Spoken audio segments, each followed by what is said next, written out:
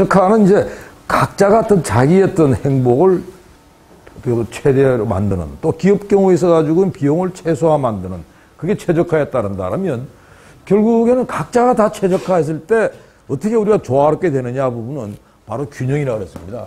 그리고 이 균형이라는 부분들을 우리가 좀 좁혀가지고 조금 더 여러분들이 이해하기 쉽게 본다면 시장이라고 하는, 어떻게 보면 교환이 이루어지는 그런 시장이란 틀 속에서 볼 수 있을 것이고, 그 다음에 그 균형이라고 하는 하나의 어떻게 보면 한 축, 어떻게 본다면 여러분과 같이 그러니까 소비를 하는 주체들에 있어가지고 그걸 수요라고 합니다. 수요. 그 다음에 여러분들이 물건을 사들이고, 그 다음에 뭐 구매를 하는데 누군가 만들 거예요. 그죠? 그걸 우리가 공급이라고 합니다. 그래서, 우리가 이제 크게 두 가지를 오늘 이제 할 거예요. 하나는 뭐냐면 이 수요의 법칙. 그 다음에 두 번째가 공급의 법칙에 대한 부분들입니다. 이걸 왜 법칙이라고 그럽니까, 교수님? 이 법칙이라고 우리가 경제학에서 잘 쓰질 않아요. 근데 이 수요의 어떤 이 원리라고 하는 거는 뭐 여기서 틀린 게 없는 거야, 이따가지.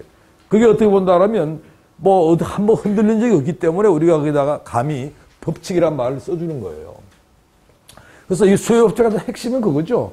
기본적으로 가격이 올라가게 되면 덜 산다는 거죠. 아까 여러분들이 최저임금 올라가가지고 뭐 햄버거 가격 올라가고, 그 다음에 커피 가격 올라가고, 아무래도 비싼 커피 덜 마시게 될 거고, 그 다음에 햄버거도 좀 덜 먹고, 사실 요즘에 보니까 뭐 맥도날드 문 닫는다는 이야기도 있던데 맞아요? 학교 앞 맥도날드 문 닫는다는 말이 있더라고. 그러니까 예를 들면 이런 부분들이 대부분 가격과 이 수요 사이에서 관계입니다. 가격이 올라가게 되면 수요가 준다. 이런 부분들. 근데 사실은 이 가격과 수요의 어떤 문제만 있는 게 아니고, 때로는 말이죠. 이 가격과 수요 전체에다 영향을 미치는 요소들이 있습니다. 가격, 수요를 떠나서, 이제 그걸 우리가 뭐로 이해하냐 한다면, 수요 곡선의 어떤 이동이라고 합니다. 지금 방금 말한 이 수요의 법칙이라고 하는 거는 여러분 보면 알겠지만, 가격과 수량 사이가 반비례하죠. 그죠? 반비례하고 여기서 가격이 예를 들어 여기서부터 올라갑니다. 올라가면 이 수요량은 점점 감소하는, 이런 어떻게 보면 이 법칙이죠. 수요의 법칙이죠. 근데 이걸 우리가 수요 곡선이라고 그러는데, 수요 곡선 자체가 이렇게 또는 이렇게 이동을 한다는 거죠. 그러니까 다른, 예를 들어 가지고 가격과 수량 말고 다른 변수들이 존재한다고 하는데, 그게 무지하게 아까 중요한 거예요. 아까 여러분들이 원자력을 누군가 발표를 했습니다. 원자력 발표한 사람? 원전? 김주연 하구가 아까 그걸 했는데, 대부분 이제 그런 문제들이 여기에 이제 속하는데요. 우선은 여러분들 경우에 있어가지고 아마 휴대폰 경우가 한번 이제 봤을 때, 과거에 우리 휴대폰은 굉장히 어떤 고가의 어떤 휴대폰이고, 그건 어떻게 본다면 사치품 비슷한 이런 시대가 있었습니다. 근데 지금은 뭐 휴대폰이 사실은 여러분은 말도 없고 정말 어린이들도 다 휴대폰을 쓸 정도로 우리나라 휴대폰 보급률이 전 세계 1등이에요. 그 정도로 휴대폰이 보급이 많은데, 그거 다름 아닌 이 가격 자체가 이제 휴대폰의 가격이 점점 떨어져 왔다. 바로 이런 측면이죠. 그 다음에 이제 또 다른 하나의 측면 문제예요. 그러니까 휴대폰의 가격과 휴대폰의 보급률 사이에서는 분명히 가격과 수량의 어떤 변화인데, 문제는 이런 거죠. 강남의 집값, 주택값 왜 비싼 거야? 집값이 비싼데도 강남에 막 몰려. 그러니까 사실은 우리가 이거는 수요의 법칙이 적용은 안 되네요. 강남 주택에. 그게 아닙니다. 당연히 강남의 집값이 오르면 강남의 집에 대한 수요가 줄어야지 당연한데도 불구하고 오히려 강남 집값은 자꾸 더 올라. 그 오르는 부분은 다름 아닌 이런 부분들이죠. 사람들의 기호. 나 강남 좋아. 이런 거. 그 다음에 소득이 올라가니까 조금 더 좋은 데 가고 싶어. 그 다음에 예를 들어가지고 이 구매자 수. 기본적으로 이런 것 같아요. 예를 들어가지고 강남 쪽에 무슨 분양을 한다. 그럼 막 사람들이 어마어마하게 이제 몰려들고, 반면에 예를 들어가지고 지방도시에 분양을 한다고 했더니 사람이 안 찾아오고, 뭐 지금 현재 분양시장이 완전히 양극화되어 있다고 그래요. 지방은 분양이 전혀 안 되고, 근데 서울은 그냥 뭐 어마어마하게 매우 터지는 이런 부분들이 다 이제 구매자의 문제고, 그 다음에 결정적인 게 예를 들어 주택 같은 경우는 여러분들이 재산으로서의 가치를 가지기 때문에 강남 집값 올라갈 거라고 전망하기 때문에 여러분들이 더 강남의 어떤 이 수요가 올라간다 봐야 됩니다. 그래서 따라서 이러한 부분들은 수요 곡선 자체가 이동하는 이런 게 이제 강남주택의 특징이죠. 그 다음에 이제 이 공급의 법칙입니다. 공급의 법칙은 정반대로 움직이는 겁니다. 아까 우리 균형이라고 했을 때 가격이 수요 부분에 있어가지고 가격이 올라가면 수요를 떨어뜨리는 요인이었고 반면에 공급은 가격이 올라가면 공급을 늘리는 쪽으로 하는 겁니다. 왜? 사업주 입장에서는 가격이 올라가게 되면 더 이윤을 낼 수 있으라고 생각하고 공급을 늘리는 거죠. 그래서 이 공급의 법칙도 똑같이 우리가 법칙의 수준에 속합니다. 한 번도 틀린 적이 없어. 틀린 적이 없어요. 그래서 이 공급의 법칙에 있어가지고 가장 이제 핵심은 뭐냐 한다면 똑같이 가격이 이제 올라가게 되면 공급량이 는다고 하는 이런 원리죠.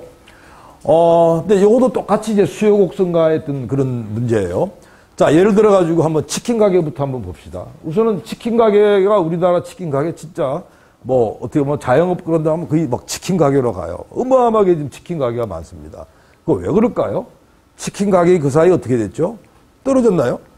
점점 약간씩 맛있게, 더 맛있게 이렇게 하면서 가격이 올라갔습니다. 올라가면서 치킨 가게에 문을 여는 사장님들이 좀 많아진 거죠. 그러니까 사실은 이 치킨 가게 경우에 있어 가지고는 우리나라 예를 들어 가지고 그냥 생닭의 가격이 올라간 게 아니고 치킨에 예를 들어 가지고 가공을 했는데 그 가공한 게 좀 더 맛있고 좀 더 눈에 좀 띄고 이런 부분들. 그래서 아마 여러분들 치킨 많이 먹죠.